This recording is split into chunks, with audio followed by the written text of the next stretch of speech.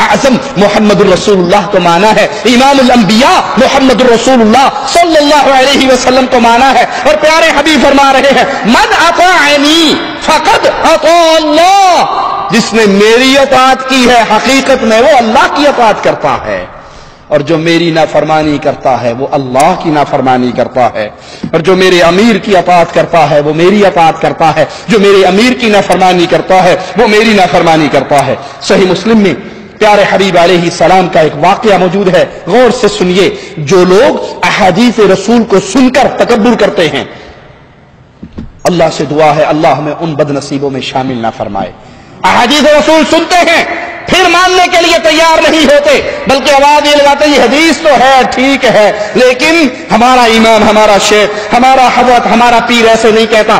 آئیے احادیث رسول کو ٹھوکر مارنے کا نتیجہ کیا نکلتا ہے؟ پیارے حبیب علیہ الصلوۃ والسلام فدا ہو ابی و امی، میرے ماں باپ قربان ہو جائیں میرے آقا پر۔ ایک شخص کو دیکھتے ہیں جو بائیں ہاتھ سے کھا رہا ہے، بائیں ہاتھ سے، الٹے ہاتھ سے۔ ہمارے ہاں بھی رواج چل پڑا نا الٹے ہاتھ سے کھانے پینے کا۔ سیدھے ہاتھ سے اچھے بھلے چاول کھا رہے ہوں گے، جب پانی پیپسی پینے کا ٹائم آئے گا نا تو وہ اس کو اٹھا کر تھلو ٹو چلا لیں دینے، یوں کر کے پئیں گے۔ پکڑا گلاس الٹے ہاتھ سے اور نیچے یہ ہاتھ لگا لیا کہ میں دائیں ہاتھ سے پی رہا ہوں۔ پیارے بھائی اگر آپ ڈائریکٹ اس گلاس کو دائیں ہاتھ سے پکڑ لو گے تو کیا نقصان ہوگا؟ گلاس خراب ہوگا۔ سنت پہ عمل کرنے کا تو ثواب مل جائے گا، گلاس کو دھو لیں گے۔ یہ اکثر پلاسٹک کے گلاس ہوتے ہیں پھینک دیے جاتے ہیں۔ اگر شیشے کا گھر کا گلاس بھی ہے تو بیگم صاحبہ اس پہ صابن مار لے گی، بڈھی کوئی نہیں تو آپ تو لے آ جائے، لیکن دائیں ہاتھ سے پیو گے ثواب تو ملے گا۔ یہ الٹے ہاتھ سے پکڑ کے اور نیچے ٹچ لگانا یہ حدیث پہ عمل نہیں ہے۔ وہ شخص الٹے ہاتھ سے کھا رہا، آپ نے اسے منع کیا اور کہا کہ سیدھے ہاتھ سے کھاؤ۔ مومن کس ہاتھ سے کھاتا ہے؟ پیتا کس ہاتھ سے ہے؟ داہنے ہاتھ سے۔ داہنے ہاتھ سے کھاتا ہے، داہنے ہاتھ سے پیتا ہے۔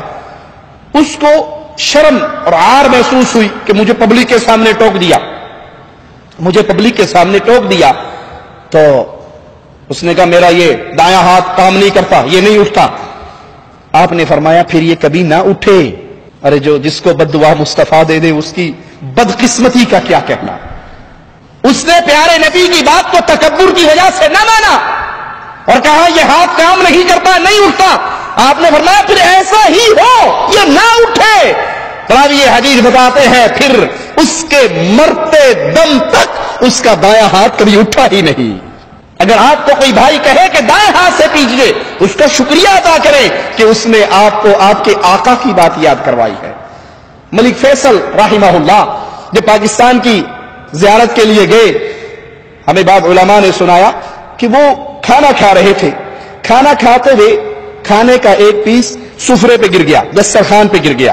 انہوں نے وہ اٹھایا اور کھا لیا، کیونکہ رسول اللہ صلی اللہ علیہ وسلم کا فرمان ہے اگر تم کھانا کھا رہے ہو کوئی لقمہ گر جائے، کوئی پیس گر جائے تو اس کے اٹھا کر پھینکو نہیں، بلکہ اگر اس پہ کچھ چیز لگی ہے جھاڑ لو اور اسے کھا لو۔